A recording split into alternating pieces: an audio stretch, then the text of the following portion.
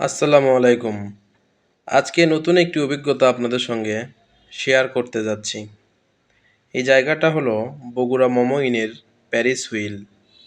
আমার বন্ধু এবং দুইটা ছোট ভাইকে নিয়ে উঠেছিলাম এই প্যারিস হুইলে।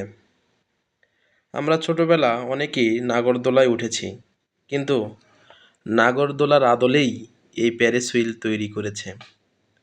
তো বলে রাখি, এই প্যারিস হুইলে উঠতে গেলে জনপ্রতি গুনতে হবে ১০০ টাকা। কিন্তু এই প্যারিস হুইলে উঠে যে আনন্দ পাবেন, তার কাছে ১০০ টাকা কিছুই না। তো যাই হোক, প্যারিস হুইলে উঠতে কিন্তু অনেকেই ভয় পান। আমিও ভয় পেয়েছিলাম প্রথম, কিন্তু যখন প্যারিস হুইল থেকে নামলাম, মনে হলো আরও একবার উঠি। যাই হোক, আপনারাও চেষ্টা করবেন একবার হইলেও এই প্যারিস হুইলে ওঠার জন্য। অবশ্যই আপনাদের ভালো লাগবে। আপনারা ইচ্ছা করলে পরিবার পরিজন নিয়েও এই প্যারিস হুইলের যে আনন্দ, সেটা উপভোগ করতে পারেন।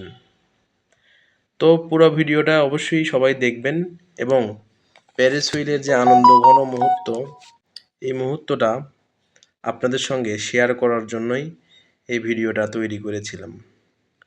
তো বলে রাখি, এই প্যারিস হুইলের উচ্চতা কিন্তু কম না, অনেক উচ্চতা এই প্যারিস হুইলের।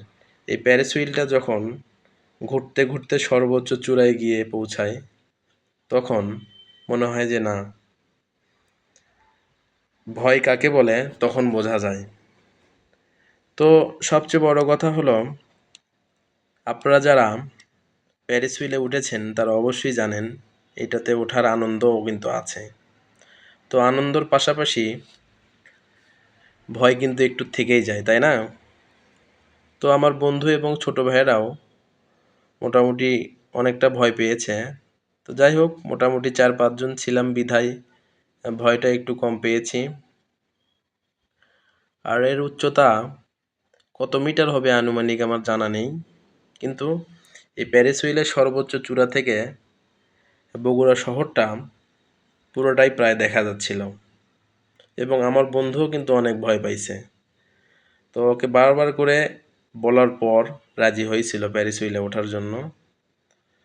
তো সর্বোচ্চ চূড়া থেকে আপনাদেরকে একটু আশপাশের ভিউটা দেখাই। এটা হলো মমইনের ওয়াটার পার্ক। আর এই ওয়াটার পার্কটাও কিন্তু অনেক সুন্দর। আর পুরা প্যারিস হুইলটা একটু দেখুন আপনারা, যে এর উচ্চতা কতটা। তো যাই হোক, সব মিলিয়ে ভিডিওটা কেমন লাগলো একটু কমেন্টস করে জানাবেন এবং আমাদের এই ছোট্ট একটা অভিজ্ঞতা আপনাদের সঙ্গে শেয়ার করলাম এবং স্মৃতি হিসেবে রেখে দিলাম স্মৃতির পাতায়। তো সকলেই ভালো থাকবেন, সুস্থ থাকবেন, সবার জন্য শুভকামনা রইল।